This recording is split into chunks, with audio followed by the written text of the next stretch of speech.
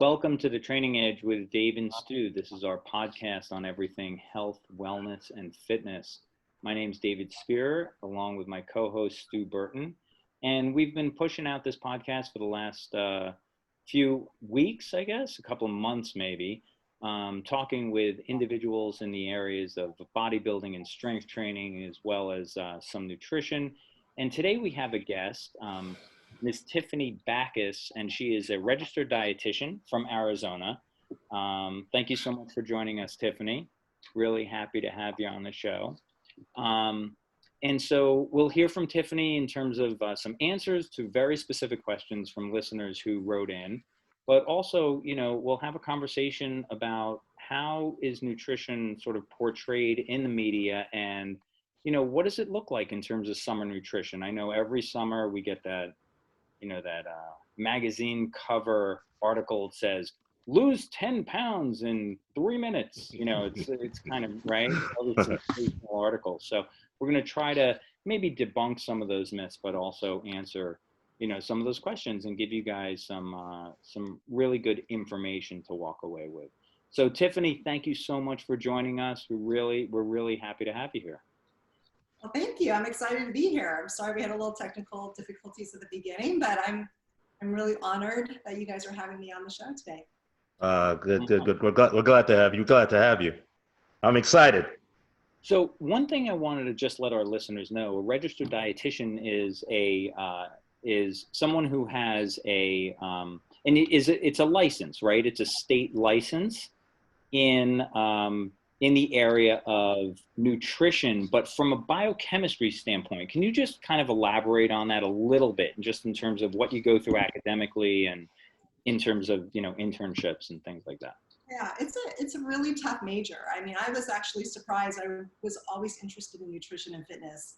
And when I learned what it took to become a registered dietitian, I almost had second thoughts. So when I was at University of Arizona, I was studying nutrition, and I was in all the classes with all the pre-med students. So I was basically a pre-med student, which was challenging because they're trying to get into pre-med, they're trying to get into medical school. So the courses and the way they approached it, I mean, they were all, gung-ho, all A's, and I was really struggling. I remember it was very challenging. Once you get the degree, then you have to do an internship or an AP4 program. And then that's more practical. You're in the clinical setting, you're in food service, you're in the community. So you have to do a certain amount of hours and rotations through all three of those. And then you're able to sit for the exam. So It's a lot of work, but it was well worth it. That's great. And also, and the reality is too, when people go to see their physician, a physician might say, hey, it'd be great if you lost a little bit of weight, your blood pressure's a little high or whatever.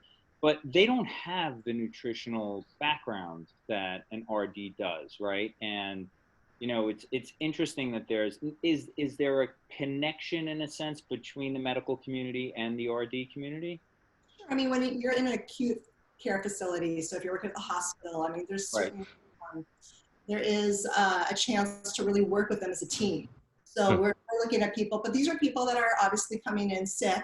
Correct. Whether or chronic, and depending on what their needs are. I used to work at the cardiac rehab facility over at Scottsdale Healthcare, and so I was doing a lot with heart disease, and then I worked in the diabetes center. So I've had the opportunity to work with people that are obviously have disease, that have illnesses, but my passion really lies with more preventing.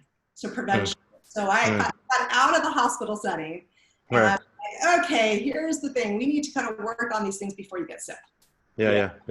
Stu and I talk a lot about that this is more of a treatment model of healthcare in this country, and it isn't a prevention model of healthcare, and we're trying to move in that direction. If you look at some insurance companies and you look at some major corporations, they're really trying to focus on prevention. I don't know how that message is really being received, because we're still not seeing, we're still dealing with basically 60% overweight and obese in this country. So it's going to take some time.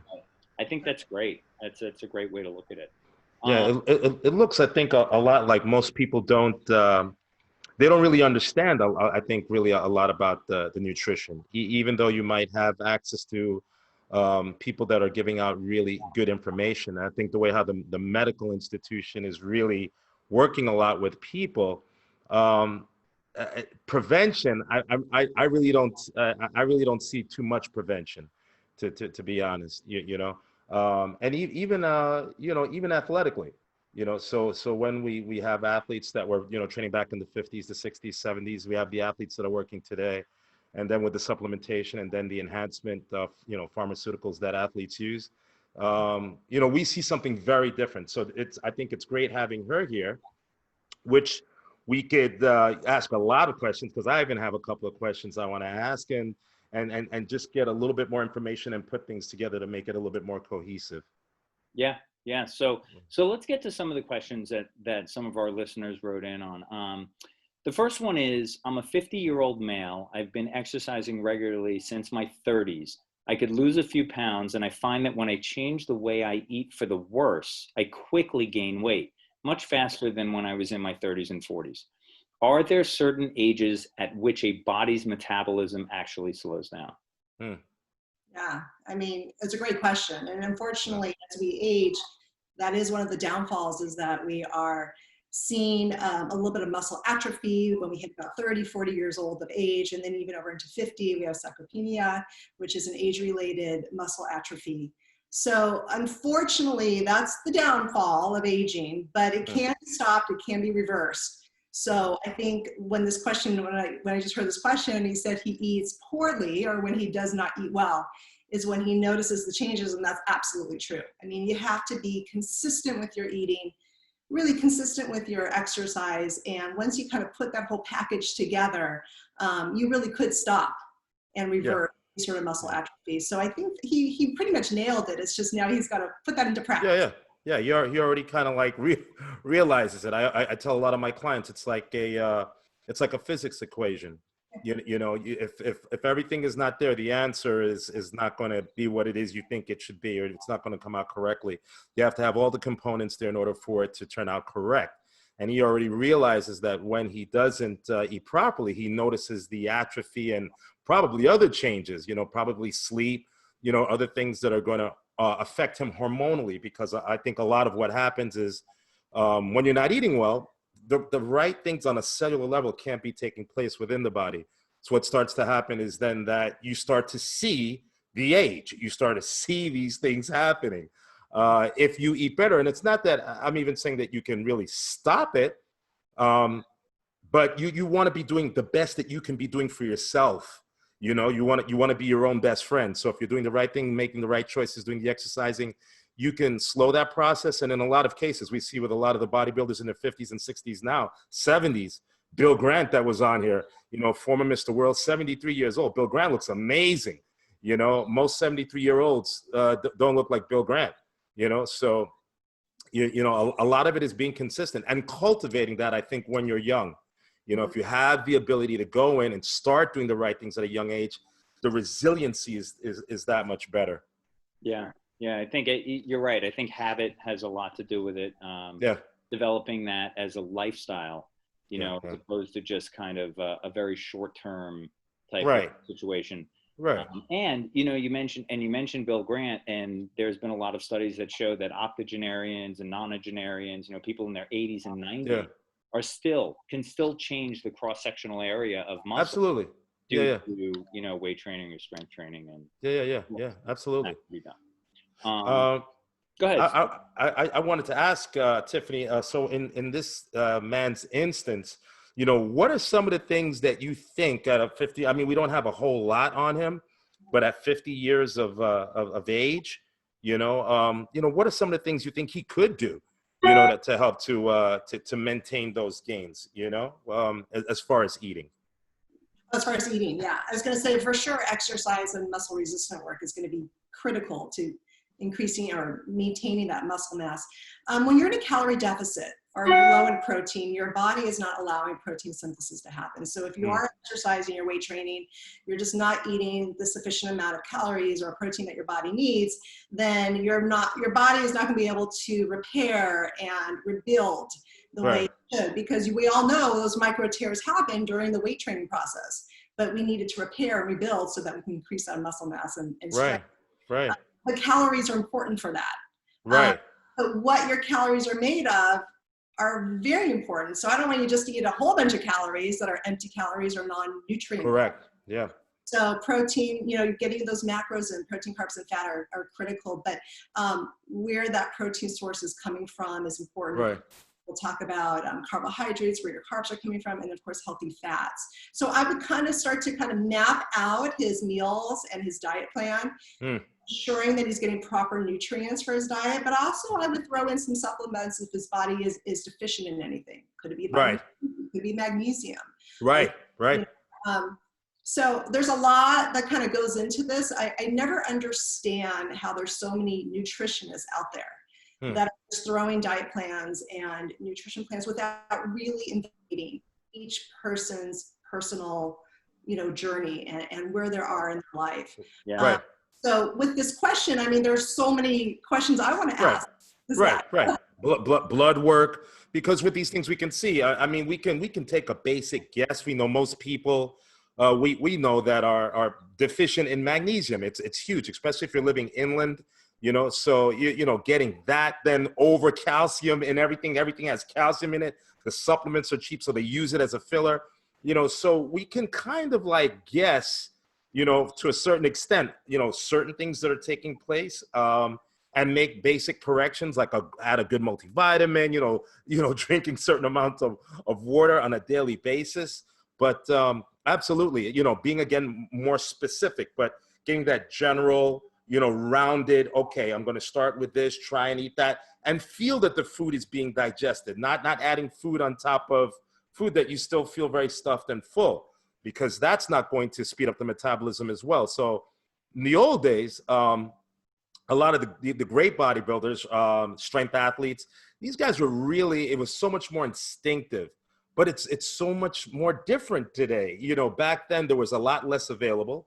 I think the very first protein out was Rio H. Blair's protein, right? So, and I had a chance to, try some of it, but the way how they went about structuring things and putting things together, very, very different, because you had to be a lot more intuitive.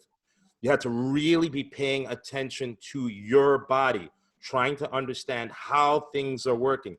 But today, with all the social media stuff, it is just bombarded all over. This, try that, the warrior diet, the keto, the paleo, and I think people are just confused. I think people just don't know what to pick. I think we have one about the Game Changers, diet, where this gentleman wants to be a competitive bodybuilder, and he's confused. They're saying eat only vegetables. This is what he believes they're saying. And if we can, I would love to go into that one and see what it is that you have to say on that. So he was, where is this? Oh my God. He's talking about that he's a young guy. He wants to be a competitive bodybuilder. And he's confused about the documentary, The Game Changers. Should I be eating only vegetable-based proteins to build maximum muscle size and strength? And I really want to hear what you have to say about that, Tiff. Okay. What do you think about it? Did you see the Game Changers thing? I never saw it. I know about it, but I never got to see it. All right. Did you watch it? Yeah, I did. I did see it. Yeah, I looked at it. Yeah, I have my own opinions on it. I got my opinions on it. Did you see that, Dave? No. You didn't see the Game Changers? No. Oh, yeah. Wow, man. Yeah. Very, very interesting. Very interesting. My whole concept and what Iron and Silk is based off of is balance, right? So I've been at this for like about 40 years, and I've trained with some of the best strength athletes and bodybuilders really on the planet. These were some of the guys that I had the opportunity to work with.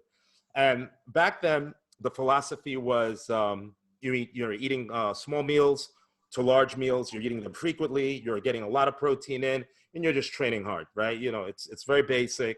But these guys had great physiques. No one was doing cardio. The only guy that was really kind of doing cardio that was a bodybuilder, powerlifter, boxer, European boxing champion was Franco Columbu, which was Arnold Schwarzenegger's training partner. He trained with Arnold a bit, but Franco nobody really could train with Franco because Franco was so damn strong. But he was one of the only guys that was jogging and jumping rope. The other athletes weren't doing this. These guys were training at fast pace inside the gym, very little rest in between, a lot of volume meaning sets. A lot of people think in terms of repetition. Volume meant sets back then. And a lot of the terminology has changed a lot with what guys are talking about today. But these guys were muscular, and they were quite lean. And they had, what they basically did was they would eat a very high protein diet for about 3 to 4 days, and then on third or fourth day they would load. So then they would eat anything they want. They would eat pizza, they'd eat ice cream, they'd do stuff like this, and then they'd go back and they would do this stuff again. What we have found that is, it's good, it works, and everything works to a certain extent. What we like to do is incorporate balance with our eating, right? Because when you're eating a lot of protein, if you're not getting enough, vegetable sources inside, it's very, very hard for it to pass through the system. We're really focused on elimination. Elimination is something that's very important, because if you're not eliminating, you can't add stuff right back in, and that's going to obstruct the absorption. So there are some really key components that we're really focusing on that I've used in my training over the years that really help a lot, right? The game changers was a lot about consuming vegetable-based proteins, not eating meat. No need for it is basically the kind of gist that that everyone that has spoken to me about is what they got with this. So people are like, Stu, I'm switching only vegetarian. What do you think of that? It's an interesting concept. I think that the results that they saw with people that were consuming large amounts of protein and ate vegetarian was a shift in balance more than a shift in the fact that the vegetarian type of diet is superior. You're seeing a diet that was maybe out of balance become more imbalanced with the infusion of the vegetable sources. This is what I got from it. I don't believe in extreme high amounts of protein every day. I don't believe in just eating vegetable-based proteins. I think you actually have to have that balance between them. And I never even ate large proteins 7 days a week. I might do that Monday to Friday, Saturday to Sunday. I'd have a day where I really cut back. I might have a junk meal on Saturday, but then on Sunday, I might not eat almost anything, and then come back in on Monday and start my cycle all over again. So it's almost like a little bit of a fast with also a reduction in protein, so the body was be able to absorb that protein from that Monday to that Friday. So it's an interesting thing to take a look at. I think then we should actually look at it again. I would love to have Tiffani come back on and definitely have you view it too, Dave, because it's interesting to see how people, I think they think about one thing and then they just go at it. They're looking for that magic bullet. Like tunnel vision, yeah. Yeah, it's like, okay, squat, then I'm only going to squat. No, it's more than that, because the body is so unique. The individual is so unique, so diverse. You have to have a lot more mobility. You can't think in terms of like a bullseye and jump in there and just eat veg and that's going to work. That kind of approach will never work. And I don't think that's what they were really trying to get across, but I don't think just eating a vegetarian diet would be very beneficial. Now, that's just my opinion. Tiffani, lay it down. All right, Stu. Wow. Okay. First of all, you are my man. I mean, you are the balance. The idea of balancing out has always been kind of my motto. That has been, and I was a fitness competitor. I competed for about 13 years. So when you are a competitor, that's way different than real life, like every day, off season, whatever you want to call it. Right. A way of being, because it is extreme. I mean, you have to be on stage at your leanest, lowest body fat. I mean, there's so much to it. So if we're going to take the aspect of like competing, this kid is who wants to compete. Is that he wants to compete? He's 6'2", 185 pounds, 24 years old.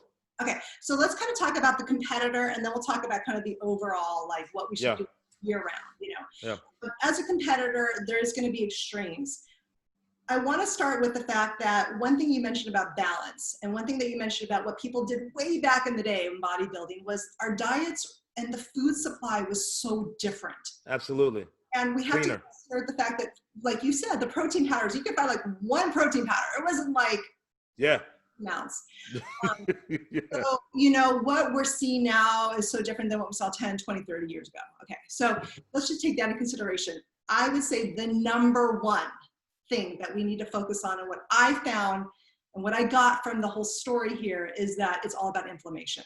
So when we are eating a plant-based diet, which is full of nutrients, vitamins, minerals, phytochemicals, we've got antioxidants, we know that is so healthy and nourishing for the body. also nourishes the gut. So we're talking about microbiome here. So we Right. can absorb our nutrients. Plant-based food in general is superior. Right. There's no doubt about it. Right. With that said, I'm not going to take the camp of it's only going to be plant-based. You only have to be vegetarian. You can't have any meat. I want to now take the other approach and say that there is benefits to eating animal protein as well, but it needs to be grass-fed and finished. It needs to be organic. The quality of the meat that you're eating is so important because it's hormones. Right. If it's not a healthy meat that you're consuming, it can cause inflammation in the body. And once you have inflammation in the body, your body does not respond well, right? Digestive issues. I think like excess inflammation, right? Because we do need some inflammation in the body, yes, right?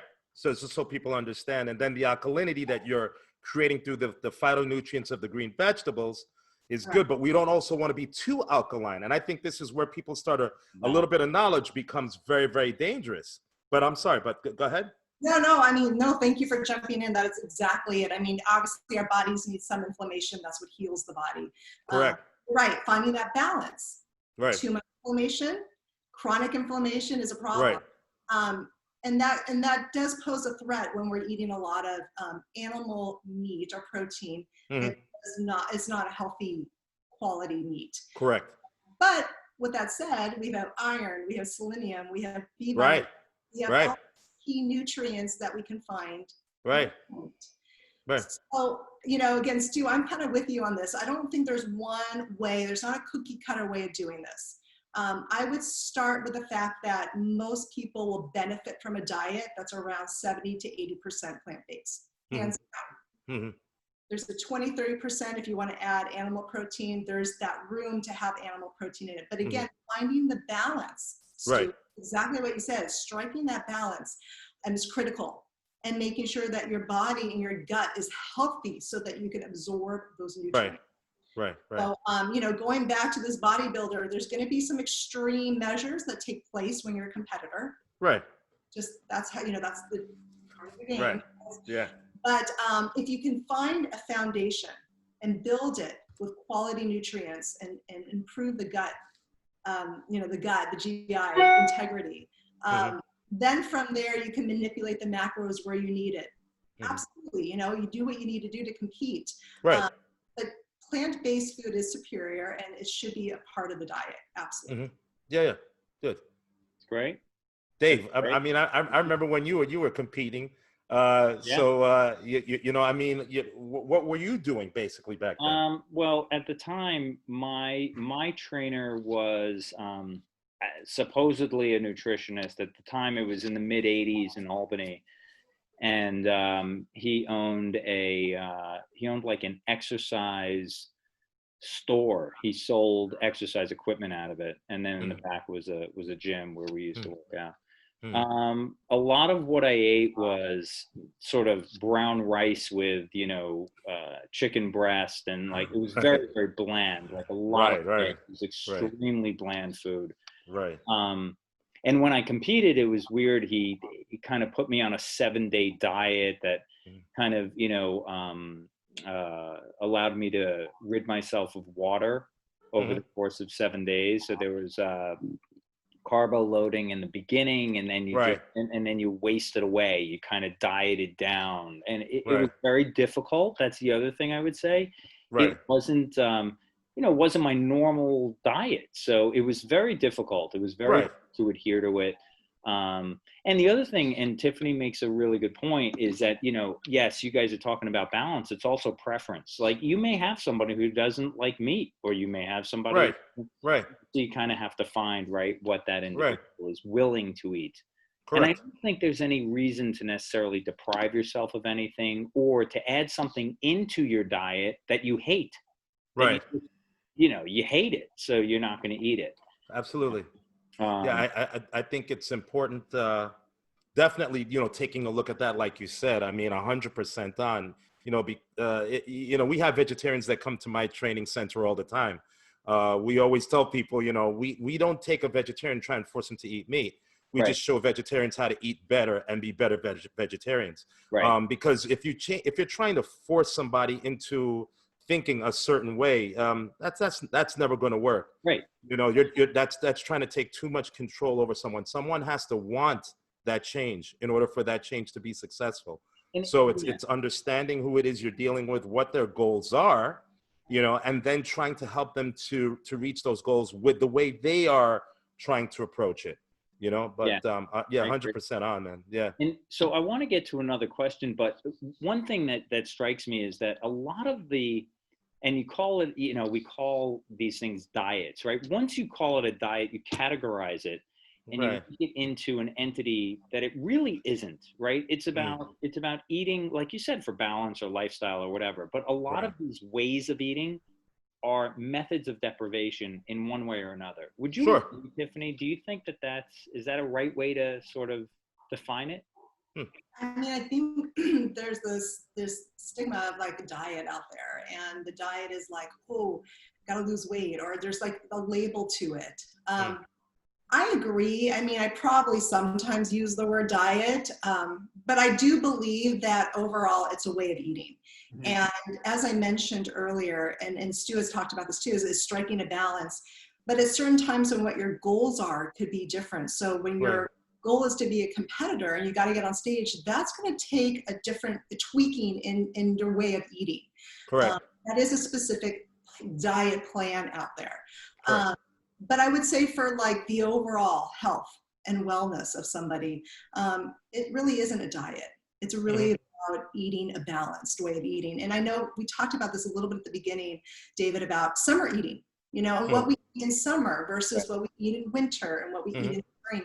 And listening to the circadian rhythms of the harvest, you know, and again, adapting to that for overall health and energy and wellness, right? So there's so much that plays into it. But again, going back to the word diet, it's just one of those words, you know, and I think there's just able to it. I mean, real funny. I want to just jump on that real quick too, before we move on to that next question. But, you know, it's always been, you know, that same thing too. I would say there's balance within the imbalance. So where someone might look and say in the wintertime, my consumption of dairy goes up. Now, some people might freak out. They're like, oh my God, you consume dairy? Oh, the pus and the dairy and this and that. But my body works really well with it works very good in dairy. But when it starts to get warm, I tend to not want it. I've also gone maybe 10 years of not having dairy because I was following a stricter training type of protocol. And I mean all year round, no dairy. So, you know, I've done food combining for years. I've done, you know, different combinations just to see how they work, how they fail, and then how to get them to work again. Because everything I've ever done, so people ask me, has worked. And every single thing has also failed. The idea is then looking at it and seeing, hey, how do I have to go in now and tweak this thing in order to make this thing continue to work? You know, and I think that's something also really important. There's a method to the madness, and there's continuity to where there is no no structure. No structure.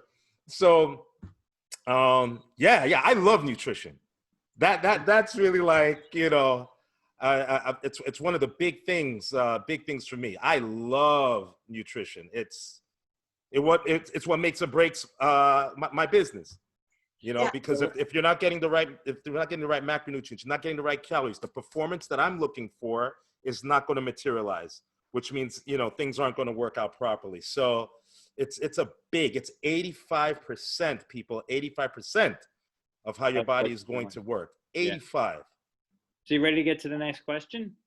Let's fire off the next question. So this is a question from, let's see, there's no name here, but it says, I just started doing basic stuff with dumbbells at home, bicep curls, tricep extensions, chest presses. And I run and jog for about an hour, both morning and at night. I'm attempting to do a solid month of liquid meals only because I'm trying to cut weight fast and really want to stick to it. I'm concerned of how lightheaded I am when exercising and just lounging around. Is this because I'm new to working out, or am I doing something wrong? Tiffani, you could jump all over that. Yeah, no. I commend the person for trying to bump up their activity level. I mean, it sounds great. They're trying to do some weight resistance, try to do some cardio. A little excessive to maybe do morning and night. I don't know what their rest recovery days look like, or if they're doing any at all. And then let's talk about the headaches. I mean, there's a symptom right there. So a liquid diet, not knowing what it's consisting of, I'm assuming it's going to be, it's broken down, it's assimilated, so it's fast digesting. Not sure how much protein, carbs, or fat, or even calories this person is receiving. But I would most likely, knowing that there's headaches involved, probably not enough calories, probably not enough right. Glucose, that the body is receiving, because your brain needs glucose to function. Yep. If your body's not getting glucose, it has to break down, and the liver has to release some fat and break that down, or tear the muscle, right? So, the first thing I would say, number one, is obviously let's try to bring in some solid food into the diet. If you're looking for a quick weight loss, which unfortunately is what everyone seems to want to run to, right? It's what's fast, what's quick. Right. The problem with the fast, quick way of eating. Right. You're a society of instant gratification. Right. That's it. Yeah. Stu and I talk about it all the time. It can't work. Regardless of what you're doing, if you want to change your body, whether it be through nutrition or training, it's going to take time. It's going to take physical effort. That's it. Right. Consistency and patience. The tortoise beat the hare. You're right. You're absolutely right. The person's going to lose weight. We know the person, if you're on a calorie deficit diet, you're not all that energy, you're going to lose weight. What is going to happen when you put food back in the diet? Correct. So that's the other thing, right? With something like that, this person goes off of this. They say, I'm trying to cut weight fast and really want to stick to it. Right. What am I sticking to? Am I sticking to the month of liquid diet? And then what happens after that month? Right. What happens? And your body is going to be craving nutrients. It's not good. You're going to be ravenous. Or I mean, I've seen two things happen with this. I've seen people that have, back when Metrics supplement was out, there were some pro bodybuilders, right? Quite a few of my friends. And a lot of guys had switched over to more of a liquid-based diet. It was actually really popular, and we had quite a few guys that were doing it. And they would have anywhere from 3 to more than 3 shakes daily. Wow! And while some guys weren't big eaters, they kind of did well on it. It's not sustainable. It's not really sustainable. Right. Those headaches are an indication. If you get a headache here and there, okay. But if you're having chronic headaches, that means you're not doing the right thing. Anything that is negative, if I'm training and I'm feeling joint pain, then there's something wrong. There's something wrong. When you start to get signals like that, your training, your nutritional regimen should not be yielding these kind of results. These are not the things that you want. And that's a red flag. That means, hey, change something. I can incorporate something into that menu that will negate that headache and allow me to continue to do what it is that I'm doing. But if you're doing something and you keep getting these chronic, that's a sign that you're not paying attention and reading the signs, reading your body. These are some of the most important things with training. It's not rocket science. Yeah. If I'm telling somebody to do something, a person's like, hey, you know what? My knee just keeps hurting. I'm having to, which never has happened, but that means that there's something wrong with the protocol. And you have to go back and you have to reassess it. And that's the beauty of nutrition, because it empowers you. It educates you. It gives you the opportunity to go back, take a look at what it is that I'm doing, reevaluate it, and then move forward instead of just following things blindly. I hate that. I'm sorry. I'm getting a little excited. Not here. You're right. I'm sorry. That's nuts. That's crazy. That's crazy. Yeah. Oh. Yeah. But like, what Tiffani was talking about, it's true. You want to lose weight, or it's summertime, right? It's, now we're almost into July, but come May, everybody's like, oh my God, I got to lose this, I got to lose that, and you do it quickly, and then, and then you sort of, it's detrimental over time. And I think, and what Dave and I have spoken about, Tiff, and I'm sure you experienced it as well, is how she's jumping in with the training. Right. Your progression, I remember I was, working with this great coach. First time I ever hired a coach for the Central American Caribbean Championships. And, he was talking about cardio, and he was like, okay, Stewie, we're going to do, 20 minutes of cardio. I think he gave me 20, and every 3 days or every 5 days, we went up 5 minutes. So we had a very short period of time to prep for that competition. And so what happened was that he's trying to get my body to adjust to the extra cardio. And at the same time, the goal is really, and I liked working with him, is because I'm not interested in how much I need to do. To be very honest, I'm interested in the least amount of work that I need to do in order to get what it is that I want. If I don't have to do an hour cardio and I'm getting in shape in 20 minutes, why am I going to do an hour? That's a lot to bite off. An hour in the morning and an hour in the evening, that's a chunk of cardio. And that alone could be causing that headache because it's biting into the caloric levels that she's taking in, right? So she's expending maybe a little bit more than what she has. Back off.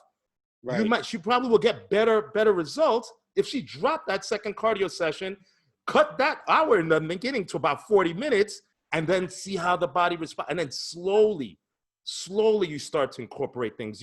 That sounds like, again, we don't have the whole program out in front of us, but that sounds like a lot. I never start my prep like that. My cardio starts with 4 minutes, literally. And people are like, what are you doing? I'm like, yeah, 4 minutes. And they're like, oh, you gotta be joking. I'm like, no, 4 minutes, because you want to give your body time to get acclimated to the work. Yeah. And then when you're adding restricted calories or you're changing things around, you don't realize how the body's going to respond. So you want to view these things. And this is, again, going back to taking your time, having patience and not rushing. The 3 things she's talking about is she wants quick results. That's the wrong approach. That means you haven't been doing anything to lead you to this point. Correct. Right. So there are no quick results. Yeah. You're trying to play catch up. Tiffany, so Stu and I always joke about 6-minute abs. You know how it get down to 40. So it's kind of like in that vein, that question. Yeah. So are you guys coffee drinkers? Yeah. Do you drink coffee? I haven't had a cup of coffee in maybe about 6 months. Wow. And Tiffany? Yeah, no, I stopped. Yeah, I mean, I switch back and forth between coffee and tea. Tea, yeah. Okay. I'm kind of that way too. I've been doing a little bit more iced coffee in the summertime, but so here's a question. I'm a huge coffee drinker and I love to have iced coffee in the summer. I work long hours and feel the caffeine keeps me awake, but recently I found I get jittery after about 2 cups worth in one sitting. Can you give me some advice on how caffeine can be consumed safely, or should I stop it altogether? Yeah, I mean, there are some people that are sensitive to coffee. I mean, everyone's metabolism is a little different. Right. I would say if you're getting jittery after 2 cups, was it 2 cups? Yeah, two. Drop it down to about 50 milligrams of caffeine. That's about 4 ounces. Start with that. Right. See how the body processes it. If you really feel like you want that cup of coffee. I mean, it's one of those things where what's safe, everyone's body's a little different, but they say right around 300 to 400 milligrams of caffeine, a day is a safe amount. And if you have pre-existing heart conditions, something to take into consideration, how your body responds to the caffeine. Do you not sleep well after you drink caffeine? So start small, if you really want some. Right. Start 50 milligrams and then kind of work your way up and see how that feels. Yeah, that's good. I think that's good advice. And also this could be, could just be a person who developed a sensitivity to caffeine. Right. Getting jittery. Could also be, and I wonder what you think about this. Could it also be sort of environmental? Could it be stress related? And then maybe does the caffeine exacerbate that kind of anxiety or whatever's going on? That's interesting. I've never seen someone that was a coffee drinker get jittery on going with 2 cups, to be honest. I've seen people that need more. Their body becomes desensitized to the caffeine and tend to need a little bit more. I know some pro athletes that actually that if they take caffeine, it puts them to sleep. It actually makes them, because the central nervous system is so suppressed, you're looking at adrenal fatigue and failure, it knocks them out. You know, I myself, I never drank coffee until, and I'm from Central America, and I never drank coffee until I was in my mid 40s. You know, never drank coffee. But what I would suggest is that, you know, again, trying to find out, because they're asking, are they taking the coffee for an effect? You know, are they taking it because of taste, or are they taking it for effect? I would only use caffeine for a burst. I'm using it primarily just to, you know, give me a kick. I don't like the way coffee tastes per se. You know, I'm more of a cacao guy. You know, that's what we really consume. And I've very young, at a very young age, I actually went back to more of the things that I ate as a kid that actually helped me to get in shape, instead of eating what would be considered your typical bodybuilding, white potatoes, chicken. That stuff never worked for me. When I would use yuca instead of the white potato, my body responds better. If I use white potato, it doesn't respond. I mean, I can eat it and I like it. Right. But to get in shape, I'm going to choose yuca over white potato every day. So it's interesting. Yeah, so also, but caffeine also does have some positive effect on endurance. It does. So studies that came out in the 80s and 90s have shown that endurance, especially runners and cyclists, would use caffeine, right? Because it would allow the body to burn fat more efficiently. Not only that, really have to like but the amount of caffeine you have to be taking in is a decent amount of milligrams of caffeine. It's not like you have 1 cup of coffee and you go run 30 miles. You know, you have to be an endurance athlete, and so and the dose, it was a ephedrine, caffeine, aspirin stack. It's called an ECA stack. And the ECA stack, what you're doing is when you have the caffeine and the aspirin helps to prolong the effects of the caffeine. So what happens is your caffeine, you get a kick and then it dies off, but the aspirin is going to allow the caffeine to intensify, and it's going to make it work a little bit longer. When you would have ephedrine, I'm not going to give out the exact dosages, and you add real ephedrine to it, what would happen is the studies behind that, we know that you get very good fat burning effects from it. You know, but that's true. But like Tiffani said, though, the ephedrine could really have a detrimental with the heart for people with pre-existing conditions. Absolutely, and that's why they took it off the market, because some people had heart attacks. So ephedrine was pulled off the market for about a few years, and then when they reintroduced it, more mahuang. Right. You didn't have, and it's very interesting. It's like white willow bark, which is aspirin, right? So if you were to take mahuang, white willow bark, and you take, you know, something else and you add it to it to try and create that effect, you don't get the same results, which is very, very interesting, because I've played with drinking black coffee and with using caffeine tab, and 2 different responses in my body.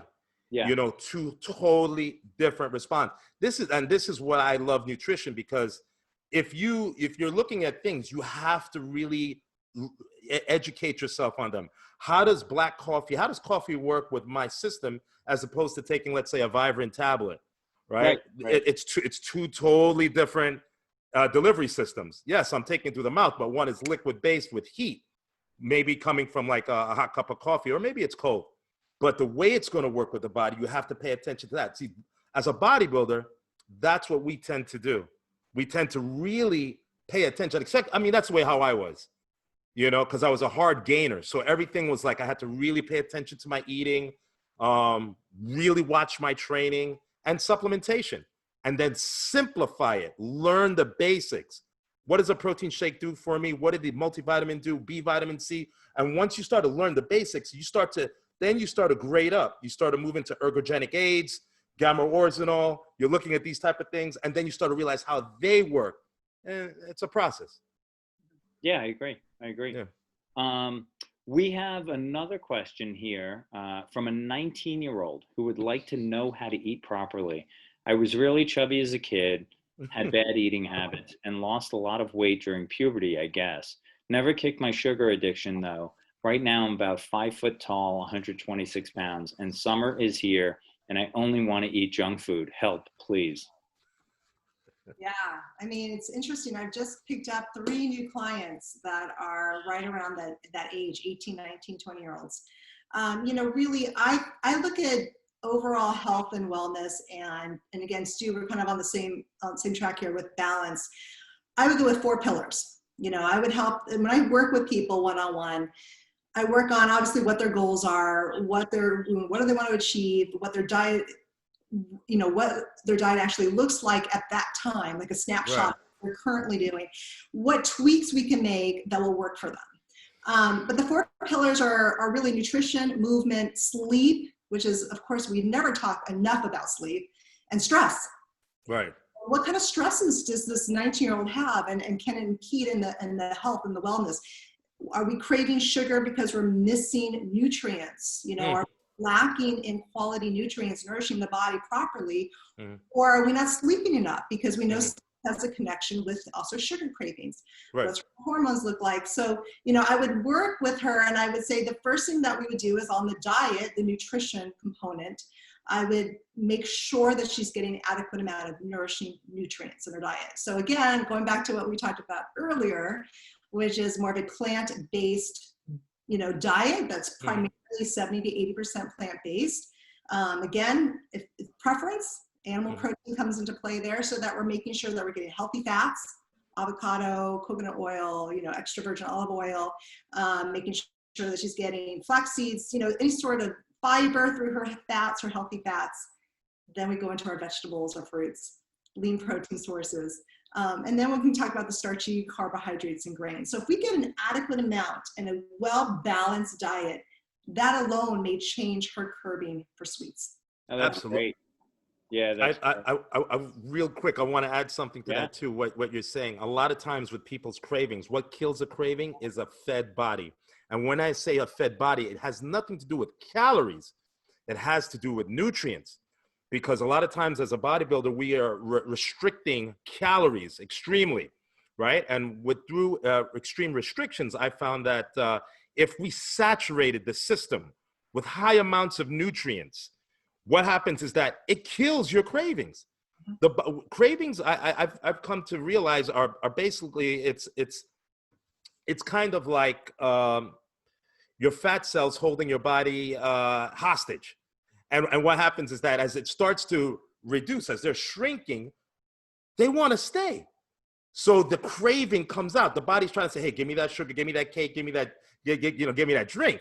right. If you can make the best decision, like I said earlier, be your own best friend, grab something that's nutritious, high, maybe even more than what you might need, and pump it in. Get 5 grams of glutamine, maybe some amino acids in there. Get a green Vibrance, a green drink, put it in a celery drink, put a little veg, and drink that down. I guarantee you that craving will go away. But it's also it's definitely the mindset. I was just Because an athlete is going to more likely do that, but your average person, it's definitely more difficult for them. Yeah, it's an addiction in any and it has a very tenacious psychological component that it's very, very difficult to kick that kind of habit, especially if you're a carbohydrate addict. You know, you're constantly eating carbs. Yeah, it's hard.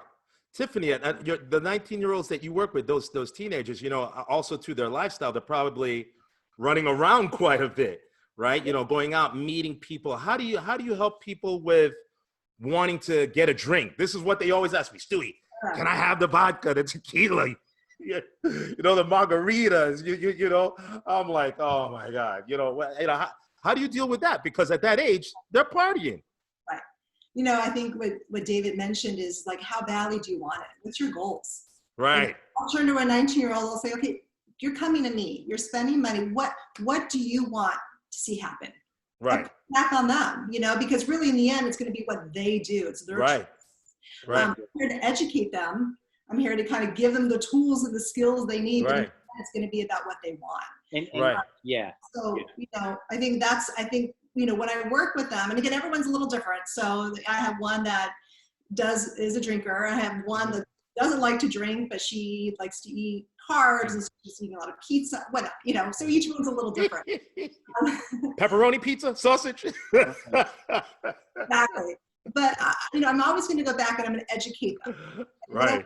Educate and teach them is that striking a healthy balance. So if you can nourish the body, as Stu, you were saying that you just nailed it. You're filling your body up with good nourishing nutrients. That alone will help curb a lot of those cravings. But sleep, I'm working with these kids on enough sleep. They're on their phones all day, Yeah. It's, and again, habitual. Like, are they eating in front of the computer, in front of the TV when they're playing games? Are they just constantly associating phonics, or are they being mindful when they eat? Are they thinking about when they sit? So there's a couple things that I do when I work with them. One is developing a foundation, a good, healthy, nutritious foundation, teaching them that you don't have to be perfect. Because you know what? Who's perfect? Thank you. Thank you. So if you want to have a drink, you want to have some pizza, I get it. Thank you. Of course, it's part of it. But also build a foundation, making sure that you are getting quality nutrients when you're not eating the pizza or the drinks. Right. And then I work on their habits. When you sit down and eat, you're going to sit down and look at your food, enjoy your food, taste your food. Don't do it while you're talking, you're on the phone. Yes. So, chew 100 times, the old saying. You see, all these old guys would tell me this stuff. Chris Dickerson, Mr. Olympia, he trained at my gym. I trained at Sheridan Square. And he would be like, Stewie, you got to chew your food. Chew it. And I was a small kid, small eater. And he's telling it to me, but it was always that thing, chew your food well. But real quick, I wanted to add on something too. If I would have a slice of pizza, you know what I would always do? If I ever ate junk, I would actually, no joking, and I'm not saying anybody go out here and do this, but I would double, or quadruple, no joking, my multis. Like I would go home and I would take, like if I had like 6 or 7 slices of pizza or 3 slices of pizza, I would go home and I would just like if I'm taking like 2 B vitamins, I would take 4. I take like 4,000 milligrams of vitamin C. And let me tell you, it kept my system. Yeah, it kept my system working really well. My body always tend to, and I learned that one from Leon Brown. Leon would always tell me, Stewie, and he would say, eat everything in the off season, eat. And then he would say, when it comes time to contest, you do what you have to do. He's like, but if you don't eat the junk, when it comes time to trying to getting in shape, the body can't recognize the switch, the change. Right. So you're eating the same things at contest time. You're just eating larger quantities in the off season. When it comes time to cut, there really is not a lot going to happen to the body. When you step out of that area and you have, let's say, lamb, pork, a lot of people are afraid to consume other types of meat, other types of vegetable sources, fruits, these type of things, because when you're trying to reduce sugar levels within the blood, reducing glycogen in order to get hard, you have to have some kind of deficit. There needs to be some change. There needs to be something that's a little different. If it's all the same, the body it's all the same. I think it's harder for a lot of guys to get in shape. I think that's why too, we don't see the physiques that we saw, the difference in the look of the physiques like we did back in the 80s, the 90s, the 80s, the 70s, and going back. Yeah, that's an interesting point that you make. And one of the things I wanted to mention too, having to do with this 19-year-old who asked the question is, when I was getting my degree, I took courses in sleep physiology. It was literally the most boring information I ever heard. Meanwhile, I had no idea that sleep physiology would be one of the most important areas of really of health. Absolutely. Overall. We're learning about cycles and REM and circadian rhythms and alpha waves. I'm like, who cares about this? Is sleep, but you learn. Yeah. You get older. Yeah. That it's so important. It needs to be such a significant part of your life. You need to absolutely to it. How you handle stress, your state of mind. Absolutely. Because that's also going to it's going to allow you to actually digest that food a little bit better. Right. If you're rushing and you're just gobbling your food down and you're running out, my nephew is a star center for Brunswick, and I would see him eat, and I'm just like, what happened to the food? And I'm like, Joe, slow down. you don't gotta eat that fast. I'm like, take your time, I think those things are important. And rest is just, you cannot make up rest. Right. You can't make it up. And I'm going to give you another old saying in bodybuilding. They say, never walk when you can sit, never sit when you can lay down. And this is, it's all about resting, trying to rest. Athletes that do well have sponsors. Why? Because you can focus on what it is you need to do, train, and then rest. So people that are working jobs and are trying to incorporate training, don't try and emulate, I think, what it is that you see in terms of nutrition and training. Take it and make sure that it fits with what it is you're doing on an everyday basis, because the best program is not going to work if your lifestyle doesn't accept it. It has to be incorporated in a way that the body will and the mind can accept it. And sleep, you can't you can't skimp on sleep. You need your rest. So I have go ahead, Tiff.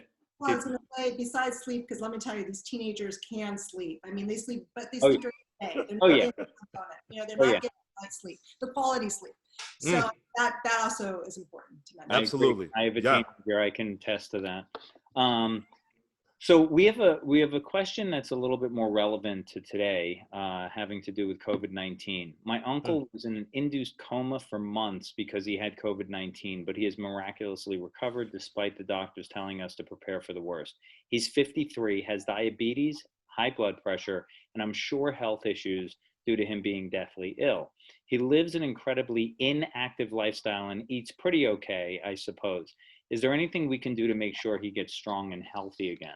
I mean, that goes back to the 4 pillars, that I have always talked about: sleep and movement, and proper exercise and as far as the movement, and then eating, healthy anti-inflammatory diet. I think would be critical. Maybe need some supplementations, but again, without knowing, the blood work and where he's at, it would be hard to kind of push anything like that. But I would mention that, again, going back to everything that we talked about, really quality of nutrients and nourishing the body. And I would say gut health. I mean, I don't know, that's your first line of defense, is your gut. Mm-hmm. If you're not absorbing your nutrients or you have impaired gut integrity, like glutamine is such a phenomenal thing to add, a supplement to add, and everyone can really benefit from glutamine, but it's for GI integrity. And then I would say vitamin C is critical. We know zinc is is very important for the body, for immunity. Yeah. So I think boosting the immune system and getting him to move, get him outside, fresh air, vitamin D, for sure. Walking, and it doesn't have to be psyche and for the physiology, right?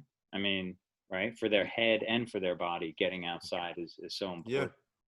I think real quick too on the with the glutamine, the branched chain aminos are now maybe for the last 2 or 3 years really come across also too as being very good for building up the gut.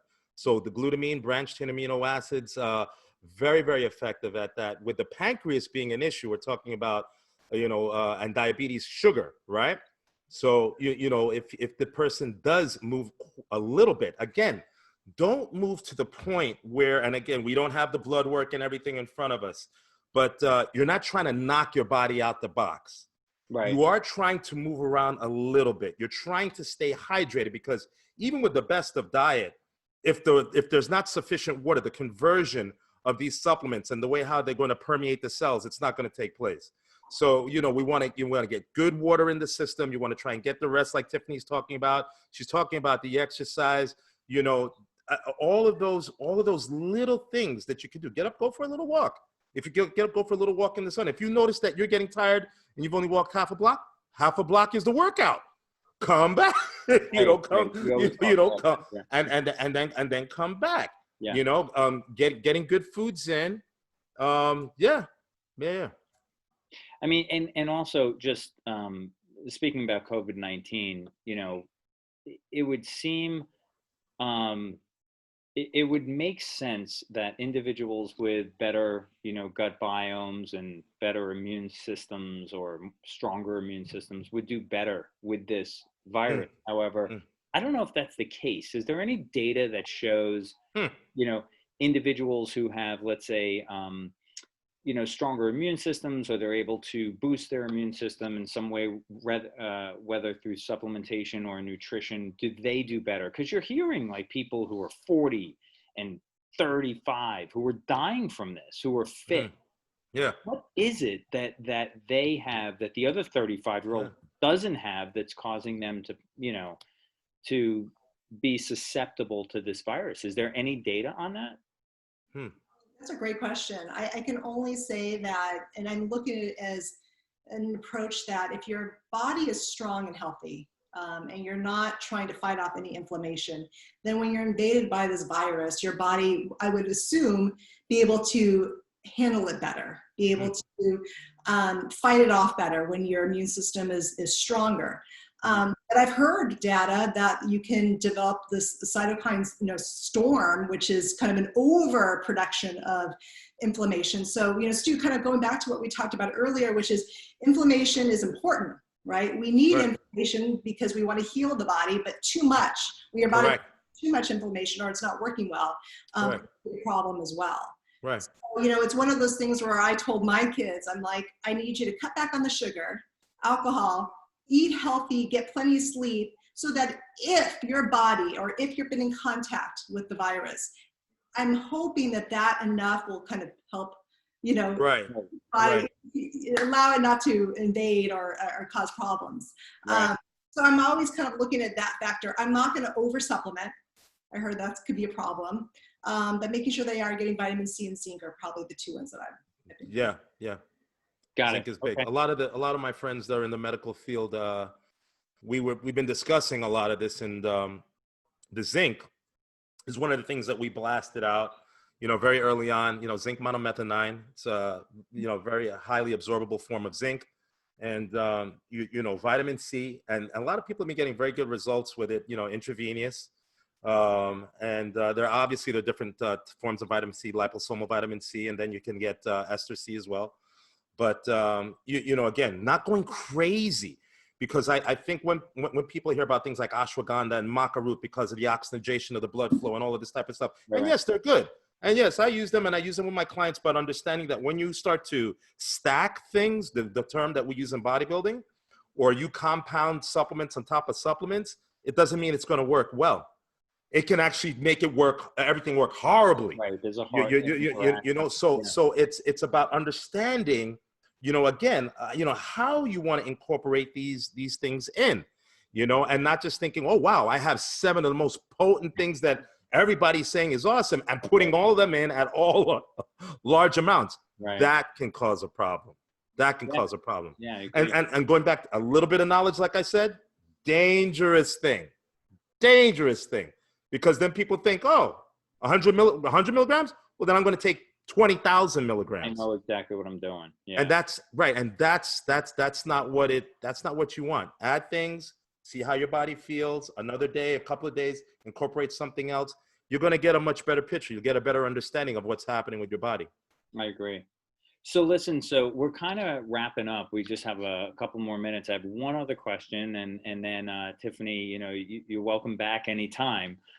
This was a great conversation, but this is a question about something very specific, lactose intolerance. And I know that there's a lot of information out there about like irritable bowel syndrome and people who just have a lot of problems with their GI. So this is a 38-year-old male who's lactose intolerant. Diagnosis was made after he had several bouts of bloating and diarrhea in his 30s.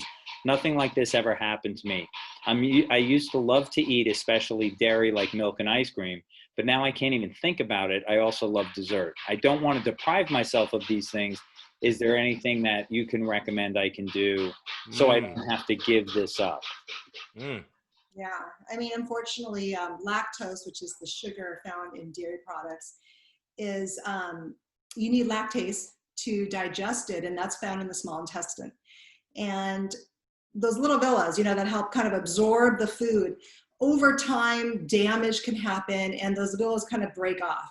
And that lactose, the lactase that comes to digest the lactose, helps absorb it, is now not doing its job efficiently. So what happens is those larger particles will get absorbed into the large intestine, and then also you get the bloating, you get the gas, you get sensitivities. And not just this happens with lactose, but it also happens with gluten. You'll see a lot of people who have gluten intolerances. They don't have celiac disease. But again, gluten is a hard protein to digest. That's found in wheat, barley. Right.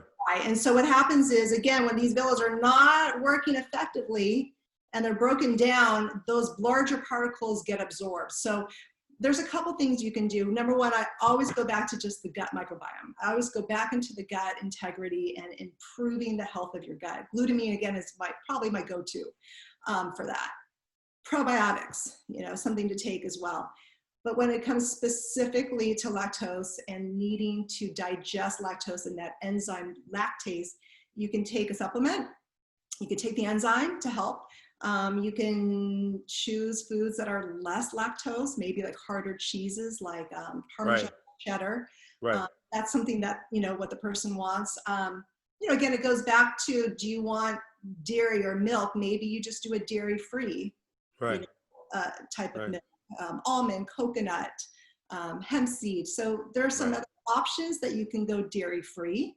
Right. But if you really want that dairy, I would work on gut health and then possibly added, an enzyme to it. So add Yeah, those are great suggestions. Really good suggestions. They also they have milk that's lactose, right? They have special Lactaid.